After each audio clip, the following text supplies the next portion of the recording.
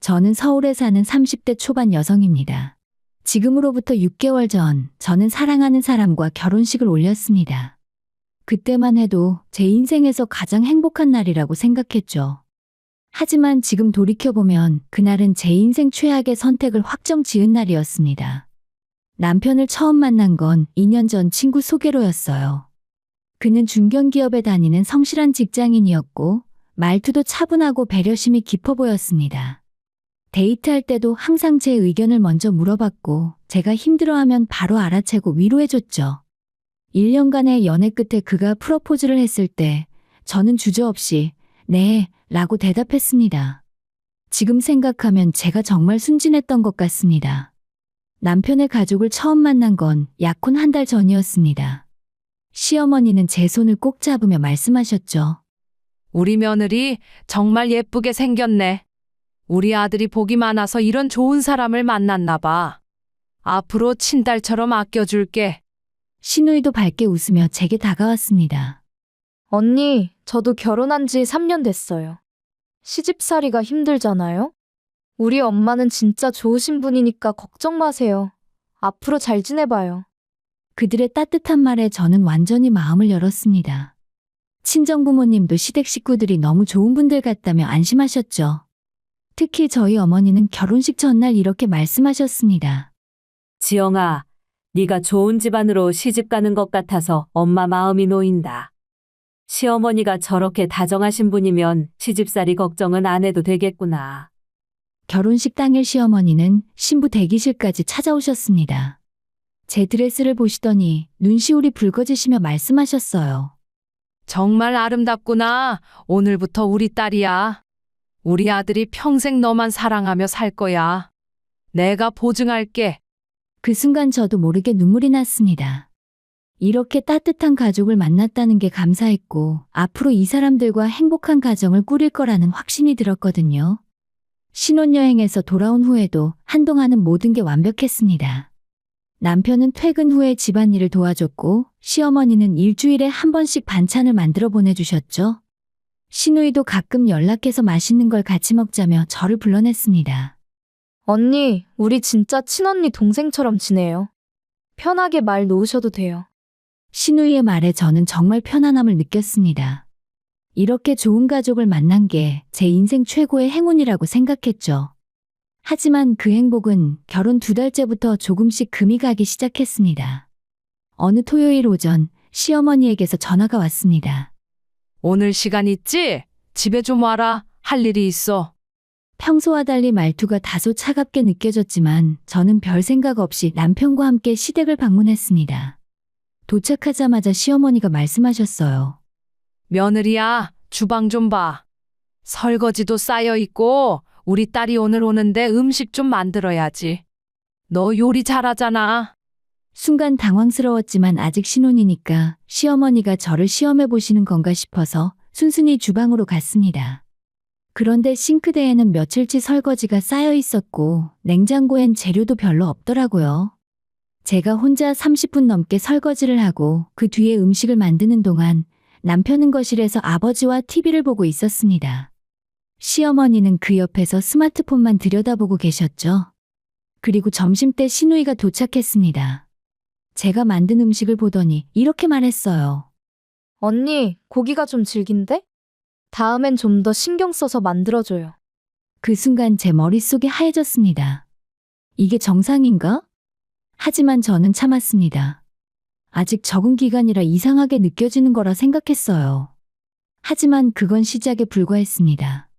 그날 이후로 매주 주말마다 시댁에 가는 게 당연시되었고 갈 때마다 저는 주방에서 음식을 만들고 집안 청소를 하게 되었습니다. 어느 날 남편에게 조심스럽게 말했습니다. 여보, 어머님 댁 매주 가는 건 좀 부담스러운데. 한 달에 한두 번 정도만 가면 안 될까? 남편은 무심하게 대답했죠. 뭐가 부담스러워? 엄마가 너 좋아하시니까 자주 보고 싶으신 거잖아. 신경 쓰지 마. 그때부터 저는 알아차리기 시작했습니다. 결혼 전 보여줬던 그들의 따뜻함은 가면이었다는 것을요. 결혼 3개월째 되던 어느 날 시어머니에게서 다급한 전화가 왔습니다. 며느리야, 큰일 났어. 우리 딸이 이혼한대. 전화기 너머로 시어머니의 울먹이는 목소리가 들렸습니다. 저도 놀라서 물었죠. 네? 갑자기 이혼을요? 무슨 일이에요? 걔네 시댁에서 시집살이를 너무 심하게 시켜서 못 살겠다는 거야. 얼마나 힘들었으면 우리 딸이 그렇게 고생했는데 이제 어쩌면 좋아. 시어머니는 한참을 눈물 흘리셨어요. 당연히 그때는 저도 마음이 안 좋았습니다. 비록 시누이와 그렇게 친하지는 않았지만 이혼이라는 건 누구에게나 힘든 일이니까요. 어머님 너무 걱정 마세요. 힘든 시기를 잘 이겨낼 수 있게 제가 도울 수 있는 건 도울게요. 그래, 역시 넌 착하구나. 그래서 말인데. 시어머니의 목소리 톤이 미묘하게 바뀌었습니다. 우리 딸이 당분간 갈 데가 없거든. 우리 집은 알다시피 방이 좁아서 너희 집에서 당분간 같이 살면 안 될까? 순간 귀를 의심했습니다. 네, 어머님 그게 무슨 말씀이세요? 아니, 너희 집에 방 2개잖아. 우리 딸이 작은 방 쓰고 너희가 안방 쓰면 되지. 가족끼리 뭘 그렇게 따지고 그래. 저는 최대한 차분하게 말했습니다. 죄송하지만 그건 좀 어려울 것 같아요. 저희도 신혼인데 신우랑 같이 살기엔. 그 순간 시어머니의 목소리가 차갑게 변했습니다. 뭐? 신혼이라서? 결혼한 지 벌써 몇 달 지났는데 무슨 신혼이야? 가족이 힘들 때 서로 도와주는 게 당연한 거 아니야? 어머님, 제 말은 그게 아니라. 그래, 알겠어. 싫으면 할 수 없지. 그럼 너도 제대로 된 시집살이 한번 당해봐야겠네? 지금까지 좋게 대해줬더니 우리 딸은 도와주기 싫다는 거지? 그렇게 전화는 일방적으로 끊겼습니다. 저는 멍하니 핸드폰을 내려다봤어요. 이게 대체 무슨 상황인가? 처음에는 농담이겠거니 생각했지만 곧 그게 진심이었다는 걸 알게 되었습니다. 그 후 일주일 동안 시어머니와 시누이에게서 끊임없이 전화와 문자가 왔습니다. 언니, 나 진짜 갈 데 없어. 좀 도와줘. 며느리야, 네가 좀 받아주면 안 되겠니? 언니, 몇 달만이라도 제발. 나 진짜 힘들어.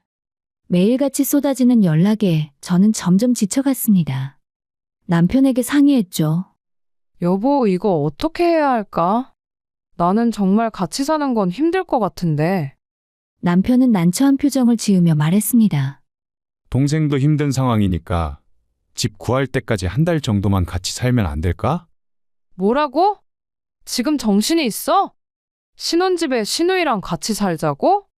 아니, 나도 싫긴 한데 엄마가 너무 힘들어 하시잖아. 가족인데 좀 도와주자. 그날 저는 남편과 처음으로 심하게 다퉜습니다. 결국 제가 단호하게 거절 의사를 밝혔고 남편도 어쩔 수 없이 시댁이 안 된다고 전달했어요. 하지만 그게 끝이 아니었습니다. 그로부터 사흘 후인 토요일 오후에 초인종이 울렸습니다. 남편은 회사 야유회로 집에 없었고 저 혼자 집에 있었죠. 인터폰을 확인하니 시누이가 서 있었습니다. 그런데 뒤에 큰 캐리어 가방이 보이더라고요. 불길한 예감이 들었지만 일단 문을 열었습니다. 언니 오랜만이야. 시누이는 환하게 웃으며 캐리어를 끌고 안으로 들어왔습니다. 잠깐, 그 가방은 뭐야? 아, 이거? 당분간 여기서 지낼 거니까 짐 좀 가져왔지. 언니 고마워. 뭐? 잠깐만, 나는 같이 살겠다고 한 적 없어. 시누이는 제 말을 무시하고 안방으로 향했습니다. 언니, 내가 여기 쓸게. 나는 방이 좁으면 답답해서 못 자거든. 야, 이게 무슨 짓이야? 당장 나가. 저는 소리를 질렀지만 시누이는 태연했습니다. 왜 이래? 우리 가족이잖아. 엄마가 언니한테 양해 구하라고 하셨어. 어머님한테 허락해드린 적 없어. 당장 나가지 않으면 경찰 부를 거야. 경찰? 웃기네. 내가 우리 오빠 집에 오는데 무슨 경찰을 불러? 언니, 너무 심한 거 아니야? 저는 참다 못해 남편에게 전화를 걸었습니다. 지금 아가씨가 집에 짐 싸들고 왔어. 안방 쓰겠다고 난리야. 빨리 와. 뭐? 아, 그게 미안해. 지금 회사 일 때문에 갈 수가 없어. 일단 진정시키고 있으면 내가 나중에 처리할게. 지금 뭐라고?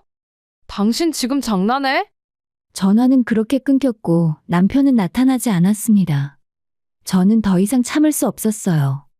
신우이의 캐리어를 끌고 현관문 밖으로 내던졌습니다. 야, 뭐 하는 거야? 당장 나가. 안 나가면 진짜 경찰 부른다. 미쳤어? 엄마한테 이럴 거야. 그래, 이러든 말든 해. 나는 절대 너랑 같이 안 살아. 당장 꺼져. 저는 신우이를 밀어내고 문을 잠갔습니다. 밖에서 한참 동안 욕설과 고함이 들렸지만 저는 무시했어요. 1시간쯤 지나자 밖이 조용해졌습니다. 신우이가 얌전히 포기하고 돌아간 줄 알았죠. 하지만 이틀 후에 더 끔찍한 일이 벌어졌어요. 월요일 오전에 집에서 재택근무를 하고 있는데 갑자기 초인종이 요란하게 울렸습니다. 인터폰을 확인하니 이삿짐 센터 직원 2명이 서 있었고 그 뒤에 시어머니와 신우이가 보였습니다. 저는 급히 현관문을 열고 나갔습니다. 이게 무슨 짓이에요? 시어머니가 팔짱을 끼고 말했습니다. 비켜! 내 딸 짐 옮길 거야. 어머님, 제가 분명히 거절했잖아요.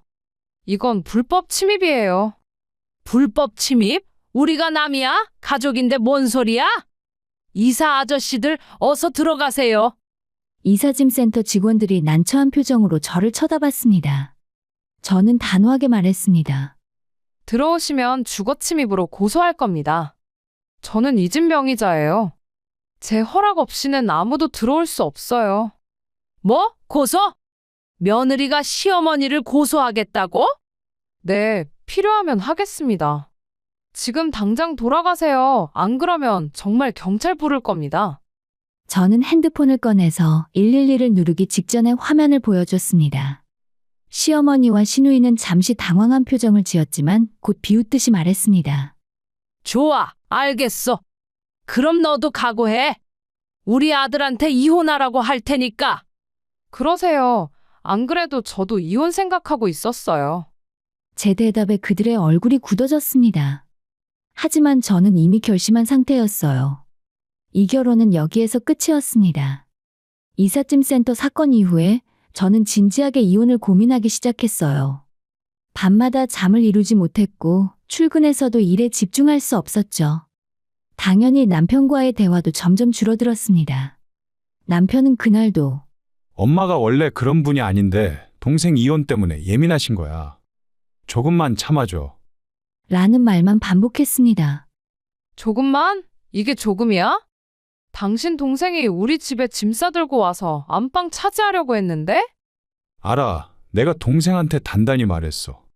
앞으로 다시는 그런 일 없을 거야. 그게 문제가 아니잖아. 당신 엄마가 이삿짐 센터까지 불러왔다고. 그건 엄마가 급한 마음에 그러신 거고. 남편과의 대화는 항상 이런 식이었습니다. 변명과 회피, 그리고 저에게 참으라는 요구뿐이었죠. 그 뒤로 일주일 정도 조용한 시간이 흘렀습니다. 저는 이혼 전문 변호사를 알아보고 필요한 증거들을 정리하기 시작했어요. 시댁과 주고받은 문자 메시지, 통화 녹음, CCTV 영상 등을 모았죠. 그런데 어느 목요일 저녁에 갑자기 시어머니에게서 전화가 왔습니다. 너 내일 시간 있지? 우리 집으로 와라. 할 얘기가 있어. 차갑고 명령조의 목소리였습니다. 저는 거절할까도 생각했지만 어차피 이혼 얘기를 꺼내야 했기에 가기로 했습니다. 네, 알겠습니다. 다음 날 금요일 오후에 저는 혼자 시댁을 방문했습니다. 남편은 회사 일이 있다며 먼저 가라고 했죠. 현관문을 열고 들어서자 거실 소파에 시어머니와 시누이가 나란히 앉아 있었습니다. 그리고 탁자 위에는 부동산 매매 계약서가 놓여 있었습니다. 어서 와, 며느리야. 앉아라. 시어머니의 표정은 예전과 달리 차갑고 단호했습니다. 저는 조심스럽게 물었습니다. 이게 무슨? 시어머니가 계약서를 집어들며 말했습니다. 우리 딸이 살 집이야. 마포구 염리동 아파트 32평형. 시세가 8억 5천 정도 한대. 저는 어이가 없어서 웃음이 나왔습니다. 네? 그게 저랑 무슨 상관이에요? 무슨 상관이냐고? 당연히 너가 사줘야지. 지금 농담하시는 거죠? 시누이가 끼어들었습니다. 언니, 나 진짜 갈 데 없다니까? 언니네 집에서 같이 살게 해주면 되는데 언니가 싫다고 했잖아. 그럼 나한테 집을 사주는 수밖에 없지. 잠깐만요. 제가 언제 집을 사주겠다고 했어요? 시어머니가 팔짱을 끼고 말했습니다. 너희가 잘 사니까 너희가 해줘야지. 우리는 돈이 없어. 애초에 너희 집은 친정에서 해줬다며. 그럼 신우집도 너희가 해줄 수 있잖아? 저는 귀를 의심했습니다. 이게 정말 현실인가 싶었죠. 그게 왜 아가씨 집까지 사줘야 하는 이유가 돼요? 그러니까 너희는 집도 있고 여유가 있잖아. 우리 딸은 이혼해서 아무것도 없는데 도와줘야지. 가족이 뭐 하러 있어? 가족이면 뭐든지 해줘야 해요? 8억 5천이 농담으로 들려요? 신우이가 짜증스러운 목소리로 말했습니다. 언니, 너무 그러지 마. 나도 시집살이 하다가 이혼한 거잖아. 좀 도와줄 수 있지 않아? 아가씨가 시집살이한 거랑 저랑 무슨 상관이에요? 그리고 왜 제가 도와줘야 해요? 시어머니가 탁자를 손바닥으로 쳤습니다. 아니, 얘가 지금 말귀를 못 알아듣네? 우리 딸이 너희 집에서 못 살면 따로 집을 사주는 수밖에 없다고. 안 돼요. 절대 못 사줘요. 뭐? 못 사준다고? 네, 못 사줍니다. 그건 저희 능력 밖의 일이고 설령 능력이 된다 해도 사줄 이유가 없어요. 시어머니의 얼굴이 빨갛게 달아올랐습니다. 아마 진짜로 이렇게 우기면 제가 그 집을 사줄 거라 생각했었나 봐요. 이것 봐, 며느리. 너 지금 우리 가족 무시하는 거야? 시댁 식구가 힘들 때 도와주는 게 며느리 도리 아니야? 도리요? 제가 지금까지 뭘 했는지 아세요? 매주 시댁에 와서 밥하고 청소했잖아요. 그게 도리 아니었어요? 그런 건 당연한 거고 지금은 진짜 힘든 상황이라고. 저는 심호흡을 하고 최대한 차분하게 말했습니다. 어머님, 죄송하지만 저는 그런 요구에 응할 수 없습니다. 아드님과 상의해 보시죠. 시어머니가 비웃었습니다. 우리 아들은 엄마 말 잘 듣는 애야. 내가 하라면 할 거야. 그럼 남편이랑 직접 얘기해 보세요. 저는 이만 가겠습니다. 제가 일어서자 시어머니가 소리쳤습니다. 야, 앉아라. 아직 할 얘기 안 끝났어. 더 이상 들을 얘기 없습니다. 좋아, 그래. 그럼 너희 이혼해. 그 순간이었습니다. 저는 돌아서서 시어머니를 똑바로 쳐다봤습니다. 네, 좋아요. 이혼할게요. 뭐라고? 시어머니와 시누이의 얼굴이 순식간에 하얗게 변했습니다. 그들은 제가 겁을 먹고 무릎을 꿇을 줄 알았던 것 같습니다. 어머님 말씀대로 이혼하겠습니다. 그럼 앞으로의 일은 변호사 통해서 연락드리겠습니다. 잠깐, 야, 농담이었어? 내가 농담한 거라고. 시어머니가 황급히 일어섰지만 저는 이미 현관문을 향해 걷고 있었습니다. 언니, 잠깐만. 우리가 좀 심했어. 미안해.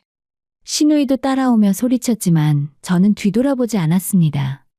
아니, 내가 잘못했어. 돌아와. 시어머니의 목소리가 뒤에서 들렸지만 저는 멈추지 않았습니다. 현관문을 나와 엘리베이터를 탔어요. 문이 닫히는 순간 시어머니와 시누이가 복도로 뛰어나왔지만 이미 늦었습니다. 내려가는 엘리베이터 안에서 저는 처음으로 후련한 기분을 느꼈어요. 더 이상 참지 않아도 된다는 것, 이 지옥 같은 관계에서 벗어날 수 있다는 것이 믿기지 않을 정도로 기뻤습니다. 그날 저녁 남편에게서 수십 통의 전화가 왔지만 받지 않았고 대신 문자 하나를 보냈습니다. 내일 변호사 사무실로 연락처 보낼게. 이혼 협의는 그쪽에서 할 거야. 제 인생에서 가장 시원한 문자였습니다. 그날 밤 저는 이혼 전문 변호사와 긴 통화를 했어요. 그간 모아둔 증거들을 전달하고 구체적인 이혼 절차에 대해 상담받았죠. 변호사는 제가 준비한 증거들이 매우 탄탄하다며 위자료 청구도 충분히 가능하다고 했습니다. 애초에 신혼집이 의뢰인 명의라는 게 중요합니다. 그리고 남편 측의 부당한 요구와 협박, 주거 침입 시도 등이 모두 증거로 남아있으니 유리하게 진행될 겁니다. 변호사의 말에 저는 안도했습니다. 그리고 한 가지 중요한 결정을 내렸습니다. 이 집을 파는 것이었죠. 그 집은 제 친정부모님이 결혼 선물로 해주신 곳이었습니다. 역세권 아파트 32평형으로 전액 부모님이 마련해 주셨고 명의도 제 앞으로 되어 있었습니다. 남편은 이 집에 단 한 푼도 보탠 적이 없었죠. 그 집에서 시어머니와 시누이에게 당했던 모욕과 괴롭힘을 생각하면 더 이상 그곳에서 살고 싶지 않았습니다. 차라리 팔아서 새로운 곳에서 새로운 시작을 하는 게 나을 것 같았습니다. 다음 날 토요일 아침, 저는 급매로 집을 내놓았습니다. 시세보다 조금 낮게 책정했더니 그날 오후에 바로 계약이 성사되었어요. 잔금일은 2주 후로 정해졌죠. 그리고 저는 남편에게 문자를 보냈습니다. 이번 주 일요일 오후 2시 집으로 와줘. 시어머니와 아가씨도 함께 중요한 얘기가 있거든. 남편에게서 곧바로 전화가 왔지만 받지 않았습니다. 대신 다시 문자를 보냈죠. 전화 통화는 거절할게. 일요일에 얘기해. 주말 동안 저는 집을 정리하고 이삿짐 센터를 예약했습니다. 친정 부모님께는 아직 알리지 않았습니다. 모든 게 정리된 후에 말씀드리려고 했죠. 일요일 오후 2시 초인종에 울렸습니다. 인터폰으로 확인하니 남편과 시어머니, 시누이가 함께 서 있었어요. 문을 열자 남편이 다급하게 물었습니다. 무슨 일이야? 갑자기 왜 다 같이 오라는 거야? 들어오세요. 일단 앉아서 이야기하죠. 저는 최대한 차분하게 말했습니다. 세 사람은 소파에 앉았고 저는 그들 맞은편 의자에 앉았어요. 시어머니가 어색하게 웃으며 말했습니다. 며느리야, 저번에는 내가 너무 심했어. 미안하다. 사실 우리 딸 집 사달라는 건 농담이었고 우리 다시 잘 지내보자. 시누이도 거들었습니다. 언니 나도 미안해. 내가 너무 힘들어서 정신이 없었나 봐. 언니네 집에 들어가려고 한 것도 정말 미안해. 남편은 제 손을 잡으려 했습니다. 여보, 우리 다시 시작하자. 내가 앞으로 잘할게. 엄마랑 동생한테도 단단히 얘기했어. 저는 그들의 손을 뿌리치고 서류 봉투를 탁자 위에 올려놓았습니다. 이혼 협의서입니다. 서명해 주세요. 순간 거실이 조용해졌습니다. 뭐라고? 남편이 믿을 수 없다는 표정으로 저를 쳐다봤습니다. 이혼하겠습니다. 이미 변호사와 상담도 끝났고 절차도 준비되어 있어요. 여보, 농담하는 거지? 내가 잘못했어. 앞으로 정말 잘할게. 농담 아니야. 나는 진심이라고. 시어머니가 벌떡 일어났습니다. 이게 무슨 짓이야? 부부가 어떻게 이렇게 쉽게 이혼을 해? 쉽게요? 지난 6개월이 쉬웠다고 생각하세요? 그건 우리가 잘못한 거지만 사과했잖아. 사과로 다 되는 게 아니에요. 제가 얼마나 힘들었는지 아세요? 매주 시댁에서 식모처럼 일했고 아가씨는 저희 집에 무단 침입하려 했고 어머님은 저보고 8억짜리 아파트를 사주라고 했잖아요. 그건 내가 급한 마음에 그리고 무엇보다 저는 남편을 똑바로 쳐다봤습니다. 남편이 저를 한 번도 지켜주지 않았어요. 당신은 당신 가족이 나를 괴롭힐 때 단 한 번도 내 편을 들어준 적이 없잖아. 남편의 얼굴이 창백해졌습니다. 미안해. 내가 잘못했어. 앞으로는 정말 네 편이 될게. 이미 늦었어. 시누이가 끼어들었습니다. 언니, 그래도 이혼까지는 우리가 진심으로 반성하고 있어. 기회를 한 번만 더 줘. 기회는 이미 여러 번 드렸어요. 제 집에 짐 싸들고 왔을 때, 이삿짐 센터 불렀을 때, 아파트 사달라고 할 때, 그때마다 기회를 드렸죠. 저는 잠시 숨을 고르고 가장 중요한 말을 꺼냈습니다. 그리고 한 가지 더 알려드릴 게 있어요. 이 집 이미 팔렸습니다. 뭐? 이 집은 제 명의예요. 친정부모님이 해주신 거고 당신네들은 단 한 푼도 보탠 적 없죠. 그래서 제 마음대로 처분할 수 있어요.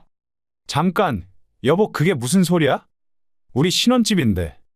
이미 계약금 받았고 2주 후에 잔금 받을 거야. 시어머니가 비명을 질렀습니다.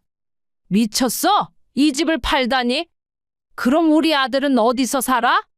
그건 제가 알 바 아니에요. 어머님 댁에서 새 식구 다 함께 살면 되잖아요. 아니 이게 정말? 시어머니는 말을 잇지 못하고 주저앉았습니다. 시누이도 멍한 표정으로 입만 벌린 채 있었죠. 남편이 제 팔을 붙잡았습니다. 여보, 제발 우리 다시 생각해보자. 나도 이 집에 애착이. 애착? 당신이 이 집에 뭘 했는데?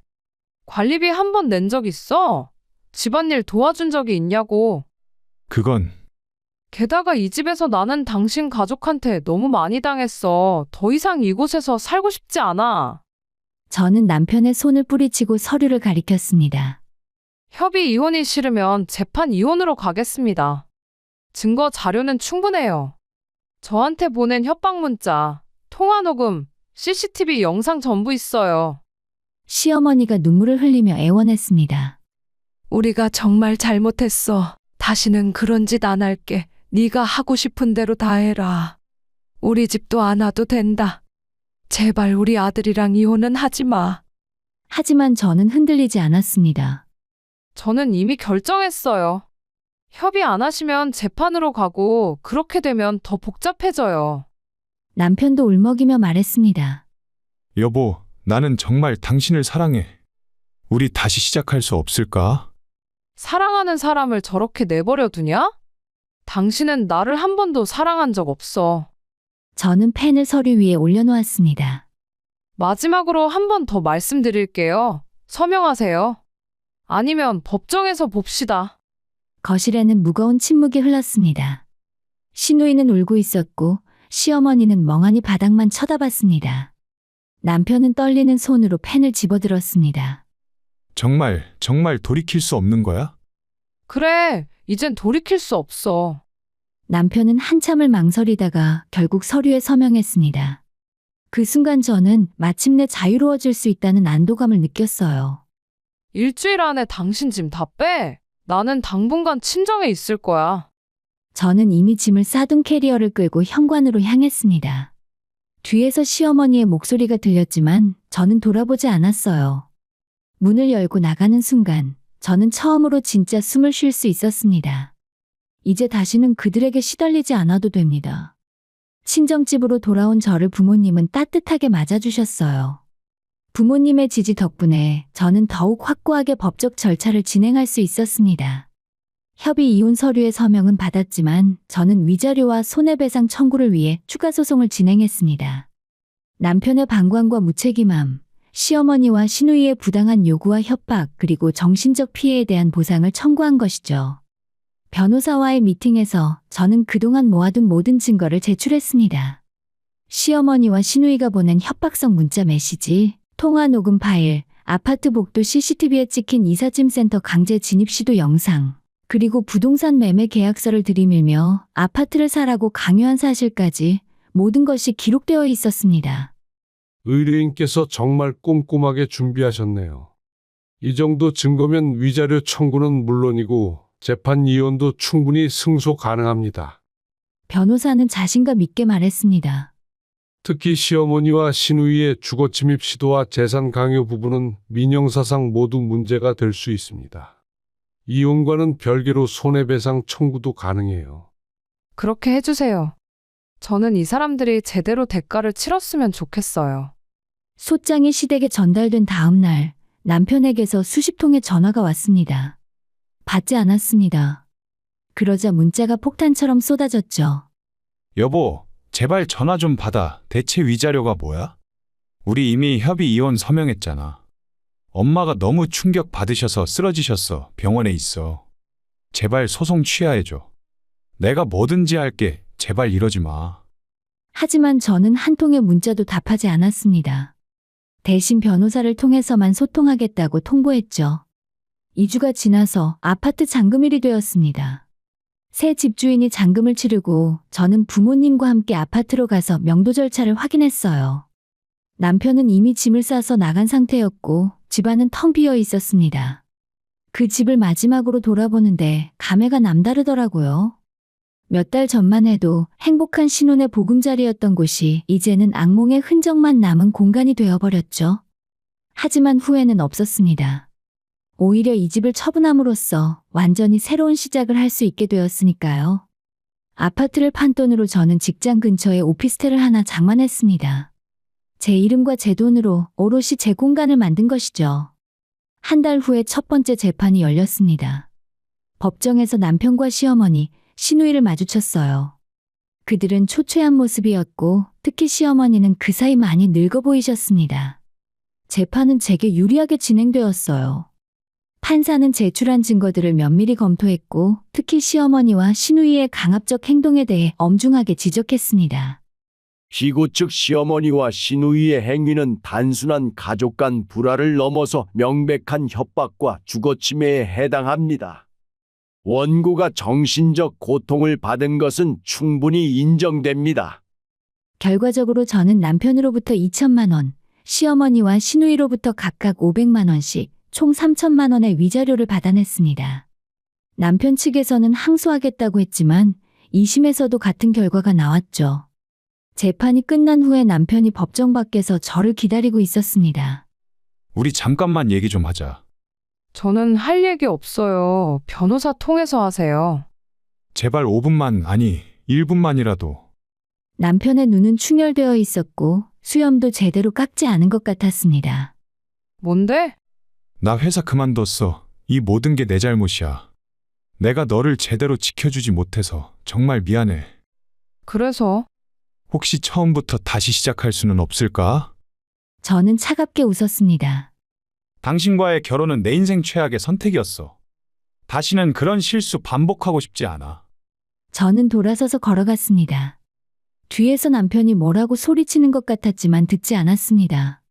그리고 어느 날 친정집 앞에서 저를 기다리던 남편을 마주쳤습니다. 제발 한 번만 더 기회를 줘. 내가 정말 바뀔게. 밖이 소란스러워지자 아버지가 나오셔서 남편을 쫓아냈습니다. 이 자식이 다시 나타나면 경찰 부른다. 아버지는 호스로 물을 뿌리며 남편을 쫓아냈고 남편은 물을 맞으며 비틀거리다 결국 도망쳤죠. 그 모습을 보며 저는 아무런 감정도 느끼지 못했습니다. 동정심도 미안함도 아무것도 없었습니다. 그저 이제 정말 끝났구나 라는 생각만 들었죠. 시간이 지나면서 저는 점점 회복되어 갔습니다. 직장 생활에 집중했고 친구들과의 관계도 회복했습니다. 그동안 시댁일로 소홀했던 제 자신을 다시 돌보기 시작했죠. 그들과의 관계를 끊고 법적으로 철저히 대응하고 제 삶을 되찾은 것. 이 모든 것이 제게는 복수가 아니라 정당한 권리 행사였습니다. 이제 저는 다시는 그들에게 휘둘리지 않아요. 이혼 후 6개월이 지났습니다. 계절은 어느새 가을에서 봄으로 바뀌었고 저의 삶도 완전히 달라져 있었습니다. 주말 오후에 저는 친정 부모님 댁을 방문했어요. 어머니가 해주신 된장찌개를 먹으며 이런저런 이야기를 나눴죠. 요즘 얼굴이 많이 밝아졌다. 예전처럼 웃는 모습을 보니 엄마가 다 기뻐. 엄마 이제 괜찮아요. 오히려 이혼하길 잘했다는 생각이 들어요. 그래, 그 집안 사람들이랑 계속 살았으면 우리 딸 병났을 거야. 아버지도 거들었습니다. 나는 처음부터 뭔가 이상하다 싶었어. 결혼식 때 시어머니가 눈물 흘리는 거 보고 과하다 싶었거든. 진짜 감정이 아니라 연기 같더라고. 왜 그때 말 안 하셨어요? 그때 말했으면 네가 들었겠니? 사랑에 빠진 사람은 아무 말도 안 들려. 아버지의 말씀에 저는 웃었습니다. 맞는 말이었죠. 그때는 제가 너무 순진했습니다. 평일에는 일에 집중했어요. 결혼 생활 때는 시댁 일 때문에 업무에 제대로 집중하지 못했었는데 이제는 온전히 제 커리어에 몰두할 수 있었죠. 퇴근 후에는 그동안 소홀했던 제 자신을 돌보는 시간을 가졌습니다. 헬스장에 등록해서 운동을 시작했고 요가 클래스도 다니기 시작했습니다. 친구들과의 약속도 자주 잡았죠. 그리고 한 달 후에 우연히 전 남편을 거리에서 마주쳤습니다. 강남역 근처를 걷고 있는데 맞은편에서 그가 걸어오고 있었죠. 순간 심장이 철렁했지만 저는 태연하게 그냥 지나쳤습니다. 저기, 그가 제 이름을 불렀습니다. 저는 잠시 멈칫했지만 돌아보지 않고 계속 걸었습니다. 잠깐만. 그가 뛰어와서 제 앞을 막아섰습니다. 수척한 얼굴에 초췌한 모습이었죠. 비켜줘. 제발, 나 정말 후회하고 있어. 다시 시작할 수 없을까? 이제 그만해. 우리 남남이야. 제발, 한 번만 더 기회를. 기회는 이미 충분히 줬어. 당신이 그걸 지키지 않았을 뿐이지. 저는 그를 밀어내고 걸어갔습니다. 뒤에서 그가 뭐라고 소리치는 것 같았지만 듣지 않았습니다. 집으로 돌아와서 거울을 봤습니다. 거울 속에 제 얼굴은 담담했습니다. 흔들리지도 후회하지도 않았습니다. 나는 잘했어. 정말 잘한 거야. 다음 날 아침 회사로 출근하는 길에 저는 가벼운 발걸음으로 걸었습니다. 맑은 하늘을 보며 생각했죠. 인생은 한 번뿐이야. 나를 불행하게 만드는 사람들과 함께 있을 시간은 없어. 점심시간에 어머니에게 전화를 걸었습니다. 엄마, 저 이번 주말에 놀러 갈게요. 엄마, 음식 먹고 싶어요. 그래, 우리 딸. 엄마가 네가 좋아하는 갈비찜 해줄게. 전화를 끊고 나서 저는 미소를 지었습니다.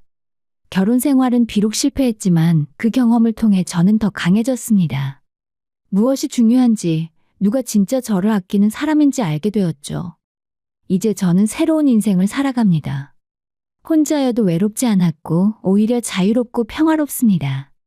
시어머니와 시누이의 존재가 사라진 지금 제 삶은 완전히 달라졌어요. 더 이상 누군가의 요구에 맞춰 살지 않아도 돼요. 제가 원하는 대로 제가 행복한 방식으로 살아갑니다. 짧지만 강렬했던 결혼 생활은 제게 큰 교훈을 안겨주었죠. 사람은 결혼해봐야 안다는 말이 정말 맞았습니다. 아무리 연애할 때 좋아도 결혼 후에 본 모습이 드러나기 마련이더라고요. 하지만 저는 그 악몽 같은 시간에서 벗어났습니다. 용기를 내어 이혼을 선택했고 제 삶을 되찾았습니다. 앞으로 저는 오직 저 자신과 제 진짜 가족, 그리고 저를 진심으로 아끼는 사람들을 위해 살아갈 거예요. 이것이 제 새로운 시작입니다.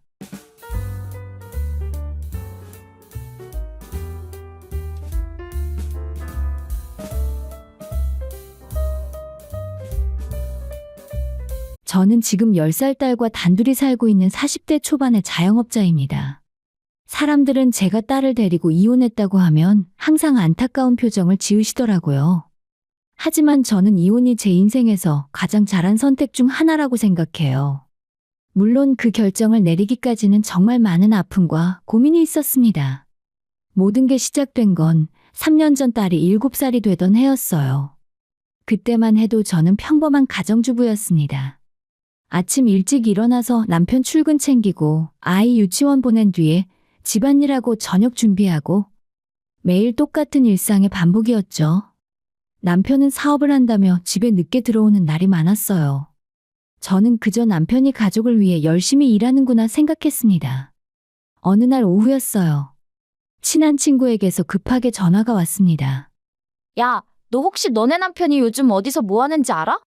친구의 목소리가 심상치 않았어요. 뭔가 큰일이 생긴 것 같은 느낌이 들었습니다. 회사에서 일한다고 했는데 왜? 내가 오늘 은행 볼일 보러 갔다가 우연히 봤는데 네 남편이 어떤 여자랑 같이 있더라? 그냥 스쳐 지나가는 게 아니라 완전 자연스럽게 팔짱까지 끼고. 미안한데 이건 네가 알아야 할 것 같아서. 순간 머릿속이 하얘졌어요. 친구가 말해준 장소는 우리 집에서 차로 10분도 안 되는 곳이었습니다. 그렇게 가까운 곳에서 바람이라니 믿고 싶지 않았지만 친구의 진지한 목소리는 거짓말이 아니었어요. 저는 그날부터 남편을 주의 깊게 관찰하기 시작했습니다. 그러고 보니 집에서 휴대폰을 항상 뒤집어두고 화장실 갈 때도 꼭 들고 가고 늦게 들어오는 날이면 바로 화장실로 직행해서 샤워부터 하더라고요. 제 의심은 점점 확신으로 바뀌어 갔습니다. 며칠 뒤 저는 직접 그 장소로 갔어요. 친구가 말한 상가 건물 앞에서 차 안에 숨어 기다렸죠. 그리고 봤습니다. 남편이 한 여자와 함께 건물 안으로 들어가는 걸요. 그것도 열쇠를 꺼내서 직접 문을 여는 모습까지 확인했습니다. 손이 떨리고 눈물이 나올 것 같았어요. 하지만 저는 그 자리에서 뛰쳐나가지 않았어요. 감정적으로 대응하면 나중에 불리해질 수 있다는 걸 알았거든요. 대신 저는 조용히 사진을 찍었습니다. 날짜와 시간 장소가 모두 찍힌 증거 사진들을요. 집으로 돌아와서도 태연한 척했어요.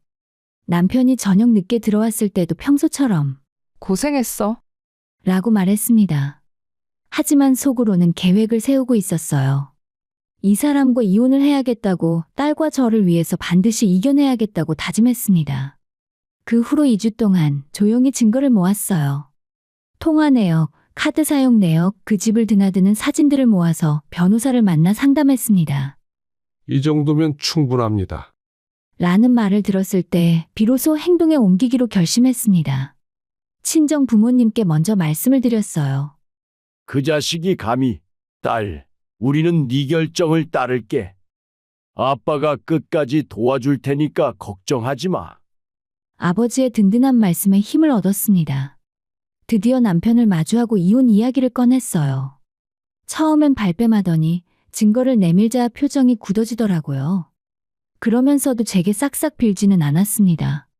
그냥 실수였어. 처음부터 다시 시작하자. 오히려 이런 뻔한 말만 반복했어요. 애 생각은 안 해? 애가 아빠 없이 어떻게 자라는데? 애 생각은 네가 해야 했던 거 아니야? 애 엄마한테 이러고도 너가 아빠 자격이 있다고 생각해? 더 이상 할 말이 없었어요. 이 와중에 시어머니는 끝까지 자기 아들 편만 들었습니다. 무조건 며느리 탓만 하더라고요. 네가 집안일을 제대로 했으면, 남편한테 좀 더 잘해줬으면, 여자가 참아야지. 이런 말들을 쏟아냈어요. 하지만 저는 흔들리지 않았습니다. 이혼은 제가 살기 위한 선택이었고 딸이 건강하게 자라기 위한 선택이었습니다. 같이 있으면서도 외롭고 가정이면서도 가정 같지 않은 그 공간에서 벗어나야 했어요. 그렇게 저는 이혼 소송을 시작했습니다. 힘들었지만 이것이 새로운 시작이라고 스스로를 다독였어요. 그리고 지금 생각해도 그때의 결단은 옳았습니다. 증거도 충분했고 빼도 박도 못할 정도로 남편의 책임이 막중한 상황이라 이혼 소송은 제가 원하는 대로 끝나게 되었고 본격적으로 딸과 둘만의 생활이 시작되었습니다. 솔직히 처음엔 막막했어요. 이제 모든 걸 제가 혼자 책임져야 한다는 게 무겁게 느껴졌거든요. 경제적인 부분은 재산 분할과 위자료, 양육비로 어느 정도 해결이 됐지만 그보다 더 걱정스러웠던 건 제 딸의 마음이었습니다. 7살 아이가 부모의 이혼을 어떻게 받아들일지, 상처받지는 않을지. 매일 밤 딸의 잠든 얼굴을 보며 미안하고 또 미안했어요. 하지만 제 걱정과 달리 딸은 정말 씩씩했습니다. 엄마 괜찮아. 나는 아빠보다 엄마랑 있는 게 더 좋아. 어느 날 밤 딸이 제 손을 꼭 잡으며 한 말이에요. 그 작은 손의 온기가 얼마나 큰 위로가 되었는지 몰라요. 그날 밤 딸을 꼭 안고 한참을 울었습니다. 우리는 새 아파트로 이사를 했어요. 친정 부모님이 도와주셔서 쾌적하고 밝은 집을 구할 수 있었습니다. 예전 집보다 작았지만 이상하게도 훨씬 넓고 편안하게 느껴졌어요. 남편이라는 존재가 없어지니 집안 공기 자체가 달라진 것 같았습니다. 엄마, 여기 내 방이야? 우와, 완전 예쁘다. 딸이 새 방을 보고 좋아하는 모습에 저도 덩달아 기분이 좋아졌어요. 우리는 함께 가구를 배치하고 커튼을 고르고 작은 화분도 놓으며 집을 꾸몄습니다. 그 과정 자체가 치유였어요. 아침 루틴도 달라졌습니다. 예전엔 남편 출근 챙기느라 정신 없었는데 이제는 딸과 저만의 여유로운 아침을 보낼 수 있게 됐어요. 함께 아침을 먹으며 오늘 할 일을 이야기하고 학교에서 있었던 재미있는 일들을 나눴습니다. 엄마, 오늘 미술 시간에 우리 가족 그림 그렸어. 그래, 어떻게 그렸는데? 엄마랑 나랑 둘이 손잡고 있는 거. 선생님이 예쁘다고 칭찬해줬어. 딸의 말에 가슴이 뭉클했어요. 아이는 지금 이 상황을 긍정적으로 받아들이고 있었습니다. 시간이 흐르면서 우리는 정말 친구 같은 사이가 되었어요. 딸이 조금씩 자라면서 저에게 고민도 털어놓고 학교에서 있었던 일도 자세히 이야기해줬습니다. 어느 날은 제 화장대를 뒤지다가 립스틱을 몰래 발라본 적도 있었죠. 너 지금 뭐 한 거야? 엄마 화장품 너무 예뻐서. 아직 어린데 뭘, 나중에 크면 엄마가 사줄게. 정말? 약속이야? 딸이 새끼손가락을 내밀며 웃는 모습이 너무 사랑스러웠습니다. 이렇게 평범하고 소소한 순간들이 쌓이면서 이혼의 아픔은 어느새 저 멀리 사라지고 없었어요. 친정 가족들의 도움도 컸습니다.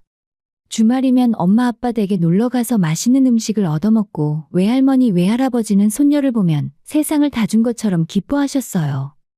이혼 전보다 오히려 친정과의 교류가 더 자주, 더 편하게 이루어졌습니다. 우리 공주 왔네. 할아버지가 용돈 줄까? 딸은 외가 식구들 사이에서 자연스럽게 사랑을 받으며 자랐어요. 그 모습을 보며 이게 진짜 가족이구나 하는 생각이 들었습니다.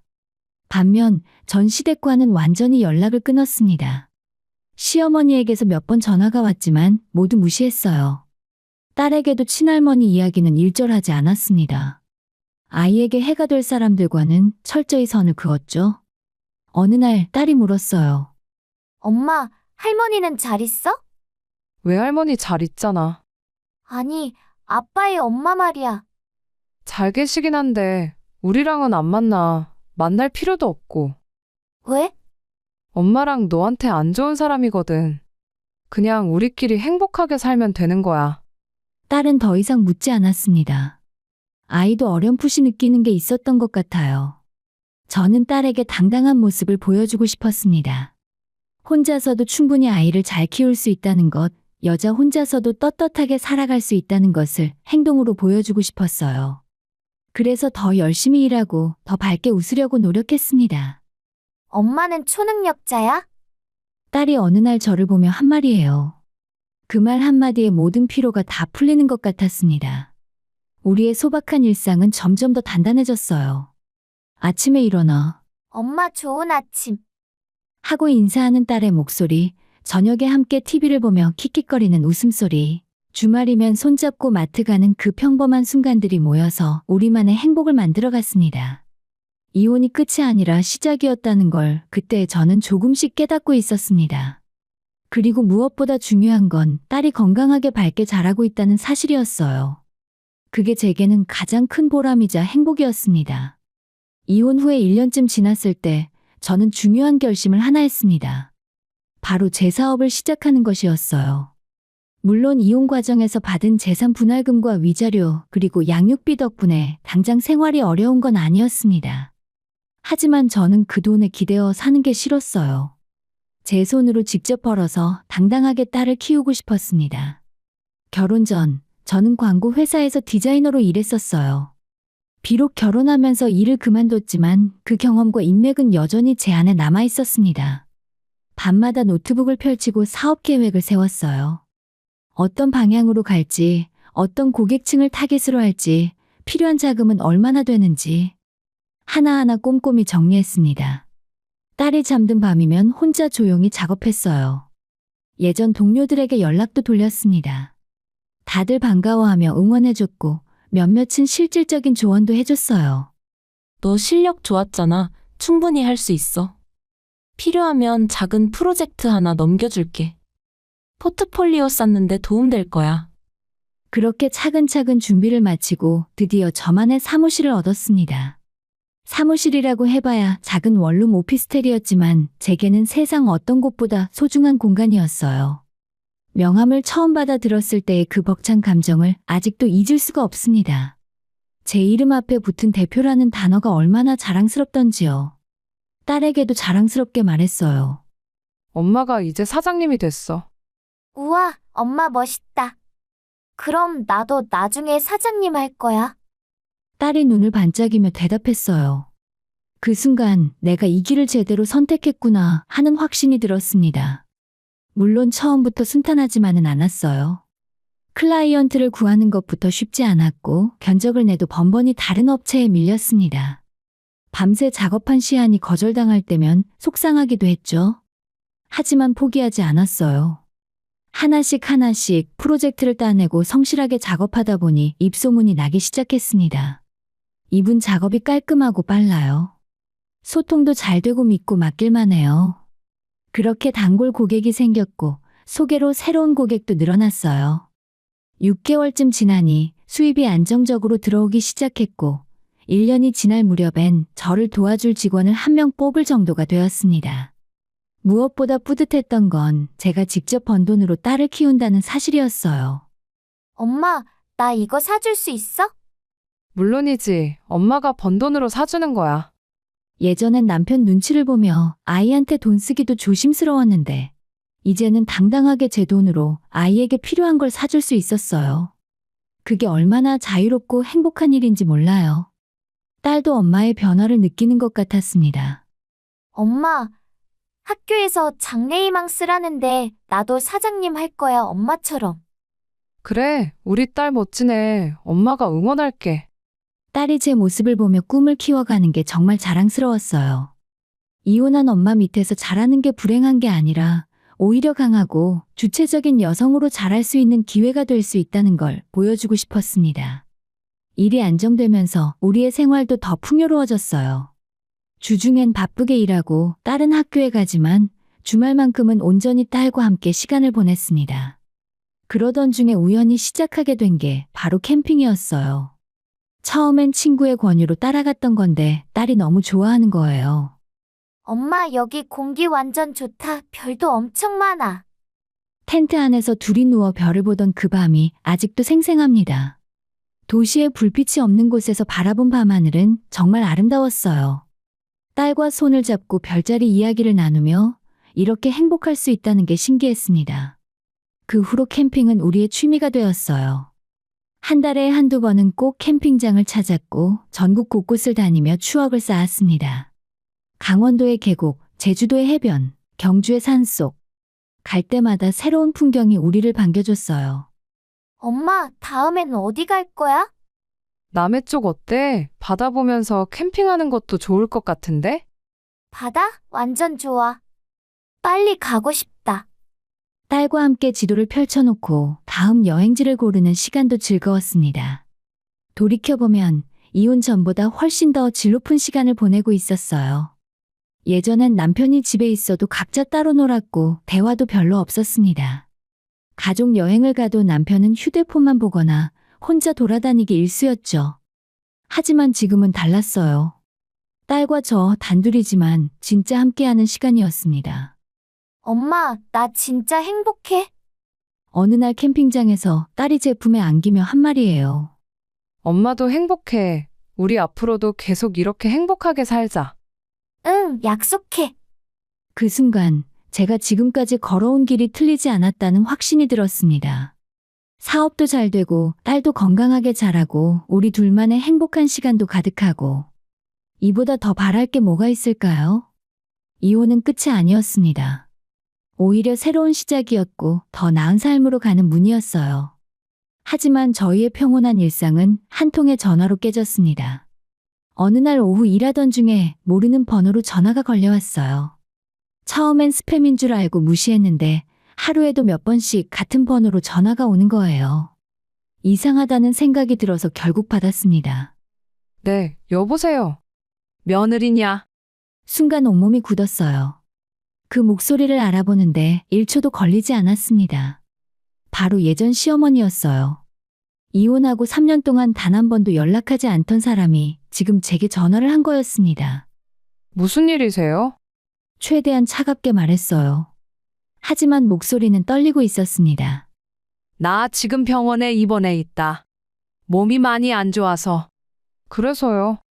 나 죽기 전에 손녀 얼굴 한 번만 보고 싶구나. 네가 이해해 줄 수 있겠니? 순간 어이가 없었어요. 이혼 과정에서 저를 그렇게 비난하고 아들 편만 들더니 이제 와서 손녀가 보고 싶다니요. 3년 동안 생일 한 번, 명절 한 번 연락 없던 사람이 지금 이러는 게 믿기지 않았습니다. 어머님, 저희는 이미 남남입니다. 그리고 제 딸에게 어머님은 필요 없는 사람이에요. 그래도 피는 못 속이는 거 아니냐? 내가 그의 친할머니인데. 친할머니요? 할머니 노릇 한 번이라도 제대로 하셨나요? 아이가 아플 때 힘들 때 어디 계셨어요? 목소리가 점점 커졌어요. 억눌렀던 감정이 터져나오는 것 같았습니다. 그건 그때는 상황이 그랬잖니? 아들이 바람 피워서 이혼할 때도 제 탓만 하시더니 지금 무슨 말씀을 하시는 건가요? 전화기 너머로 한숨소리가 들렸어요. 제발 부탁이다. 딱 한 번만 죽기 전에 우리 손녀 얼굴 한 번만 보자. 전화를 끊어버리고 싶었지만 죽기 전이라는 말에 묘하게 마음이 흔들렸습니다. 정말 많이 아픈 걸까?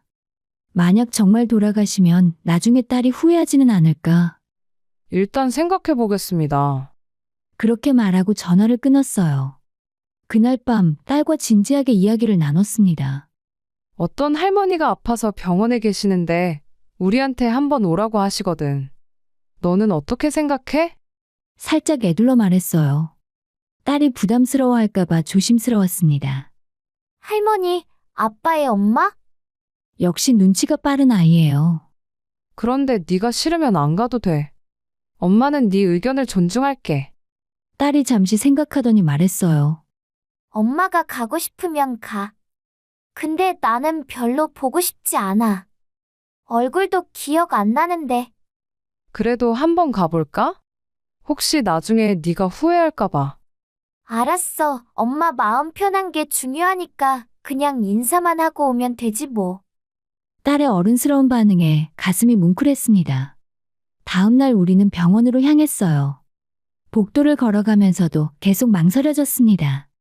괜히 왔나, 그냥 돌아갈까 하는 생각이 머릿속을 맴돌았어요. 하지만 이미 여기까지 온 이상 마무리는 짓고 가야겠다고 다짐하면서 병실 문을 열었습니다. 침대에 누워있는 시어머니가 보였어요. 확실히 많이 수척해진 모습이었습니다.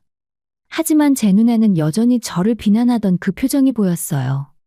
왔구나. 시어머니가 딸을 보며 손짓했습니다. 이리 와봐라. 할머니 얼굴 좀 보자. 딸은 제 손을 꼭 잡은 채 움직이지 않았어요. 인사해. 제가 조용히 말했고 딸은 고개만 살짝 숙였습니다. 안녕하세요. 그래, 많이 컸네. 예쁘게 자랐구나. 시어머니의 목소리에 눈물이 섞여 있었어요. 하지만 저는 마음이 움직이지 않았습니다. 인사드렸으니 이만 가보겠습니다. 일어서려는데 시어머니가 다급하게 말했어요. 잠깐만, 며느리야. 아니, 내게 부탁이 하나 있다. 무슨 부탁이요? 나 혼자서는 도저히 안 되겠더라. 퇴원하면 집에서 요양해야 하는데 누가 좀 돌봐줘야 할 것 같아서. 설마 하는 생각이 들었어요. 그게 무슨... 네가 좀 간병해주면 안 되겠니? 네가 며느리였잖아. 가족인데 이 정도는 해줄 수 있지 않니? 귀를 의심했습니다. 지금 뭐라고 한 거죠? 이혼한 며느리에게 간병을 해달라고요? 무슨 말씀이세요? 저희는 이미 남남이라고 했잖아요. 그래도 정이라는 게 있지. 내가 너희 집에서 고생 많이 했잖니? 이 정도 해줄 수 있잖아. 순간 머릿속이 하얘졌어요. 이런 뻔뻔함이 어디 있을까요? 정신 차리세요. 제가 왜 어머님을 돌봐드려야 하는데요? 이혼했다고 몇 번을 말씀드려야 해요? 야, 그래도 네가 이 집안 며느리였는데 어떻게 이럴 수가 있어? 시어머니가 벼랑간 목소리를 높였습니다. 바로 그때 제 옆에 있던 딸이 입을 열었어요. 할머니는 왜 우리 엄마한테 그런 말을 하세요? 10살밖에 안 된 아이의 목소리는 또렷하고 단호했습니다. 엄마는 할머니 며느리 아니에요. 엄마 아빠가 이혼했잖아요. 할머니가 돌봐주실 사람은 아빠한테 부탁하시고 우리 엄마 힘들게 하지 마세요. 순간 병실이 조용해졌습니다. 저는 딸의 손을 꼭 잡았어요.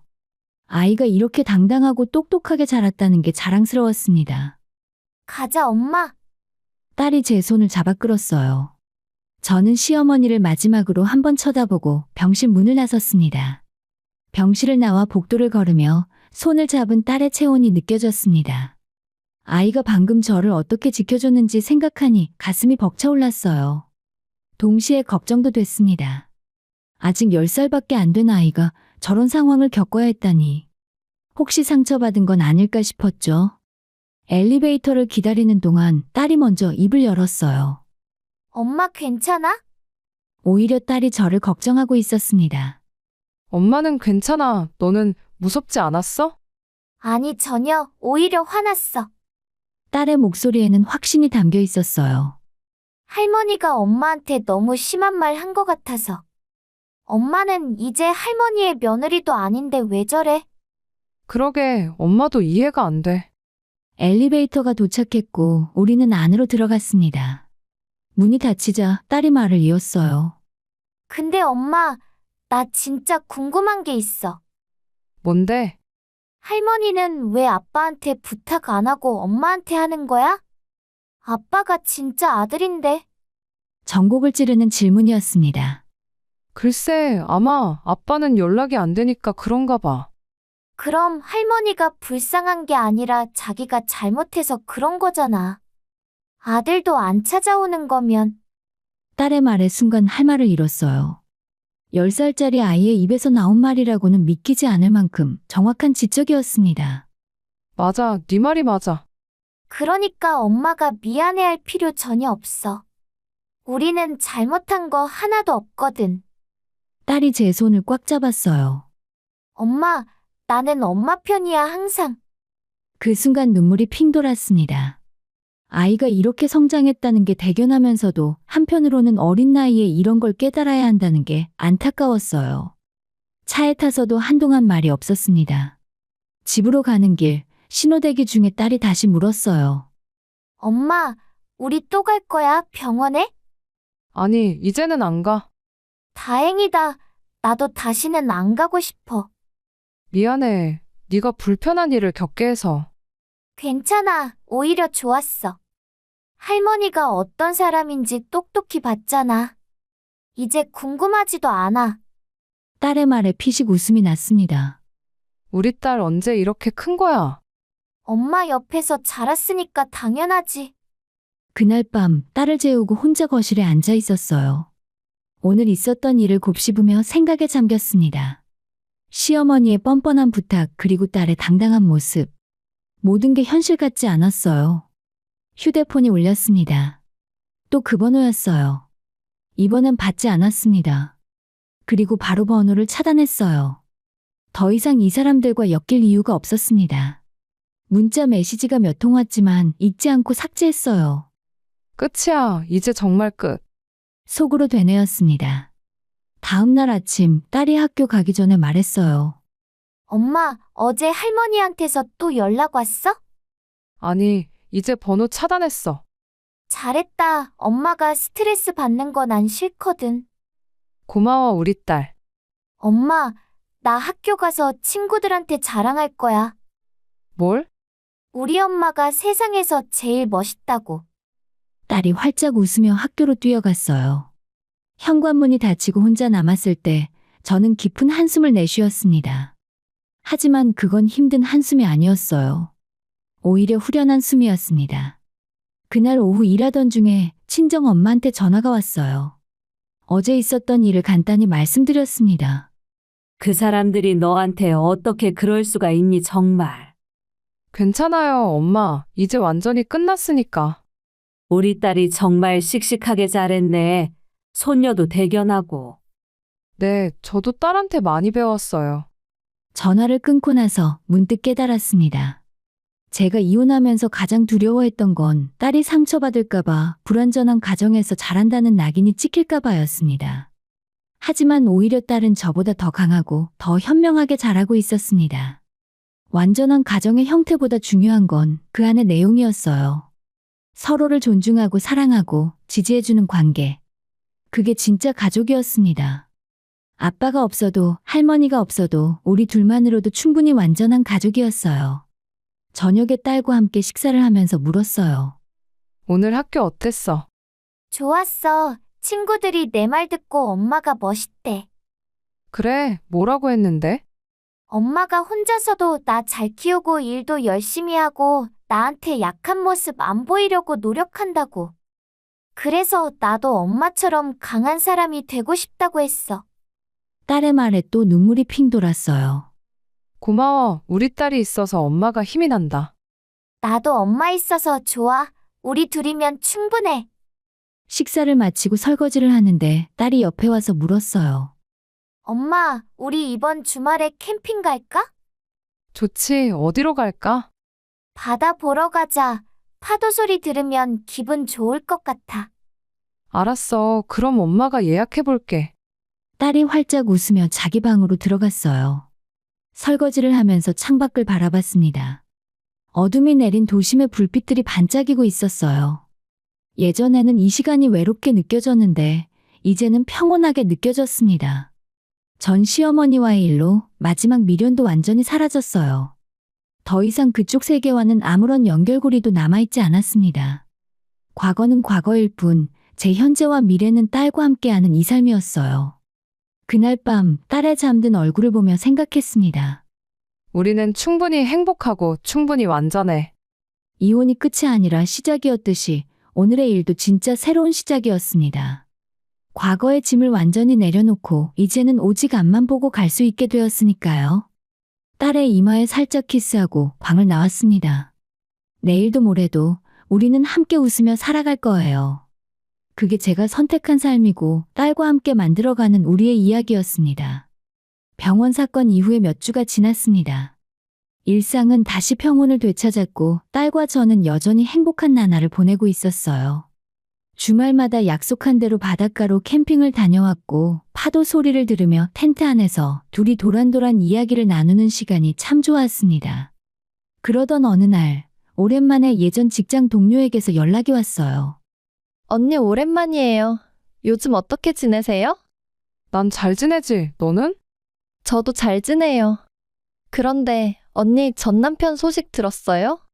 순간 손이 멈췄습니다. 솔직히 그 사람에 대해서는 생각조차 하지 않고 살았는데 갑자기 이름이 나오니 묘한 기분이 들었어요. 아니, 무슨 일인데? 주변에 잔뜩 빚을 지고 외국으로 도망갔다고 하더라고요. 그 여자랑 같이요. 그렇구나. 담담하게 대답했습니다. 예상했던 일이었어요. 회사에서 잘렸다던데요? 그 일 때문에 완전히 망신당하고 결국 한국에서 버티기 힘들었나 봐요. 동료의 말에 고개를 끄덕였습니다. 자업자득이라는 생각밖에 들지 않았어요. 본인이 선택한 길이니까요. 근데 거기서도 잘 안 풀린다고 하더라고요. 한인 사회가 좁잖아요. 소문이 다 퍼져서 교민들도 거리를 두고 되게 외롭게 산다던데. 그렇구나. 더 이상 할 말이 없었습니다. 예전 같았으면 마음 한구석에 아렸을지도 모르겠어요. 한때는 사랑했던 사람이니까요. 하지만 지금은 아무 감정도 들지 않았습니다. 그저 그런가 보다 하는 생각뿐이었어요. 그리고 어머니, 전 시어머니? 그분이랑도 연락 안 하고 산대요. 뭐? 아들이 엄마한테 연락을 끊어버렸대요. 돈 달라는 전화만 오니까 번호를 아예 바꿨다나 뭐래나. 순간 병원에서 봤던 시어머니의 모습이 떠올랐습니다. 아들에게 버림받은 노인의 외로움. 그래서 전 며느리에게 간병을 부탁했던 거였나 봅니다. 연락할 사람이 저밖에 없었던 거예요. 쓸쓸하네요, 그래도. 동료가 안타까운 목소리로 말했습니다. 근데 언니 괜찮아요? 이런 얘기해서. 괜찮아. 고마워. 알려줘서. 전화를 끊고 한동안 멍하니 앉아 있었어요. 전 남편의 소식, 시어머니의 상황. 한때는 제 인생에서 가장 중요한 사람들이었던 그들이 이제는 완전히 낯선 타인처럼 느껴졌습니다. 동정심이 드는 것도 아니고 복수심이 드는 것도 아니었어요. 그냥 아무 감정도 없었습니다. 진짜로 끝났구나 하는 확인일 뿐이었어요. 저녁에 딸이 학교에서 돌아왔습니다. 엄마, 나왔어. 어서 와. 오늘 학교 어땠니? 좋았어. 오늘 미술 시간에 상 받았어. 딸이 가방에서 상장을 꺼내 보여줬어요. 우와, 대단한데? 뭘 그렸는데? 우리 가족, 엄마랑 나랑 바닷가에서 캠핑하는 거. 상장과 함께 그림도 가져왔는데 정말 예쁘게 잘 그렸더라고요. 텐트 앞에서 손을 잡고 웃고 있는 엄마와 딸. 하늘에는 별이 가득하고 파도가 철썩이는 바다가 보였어요.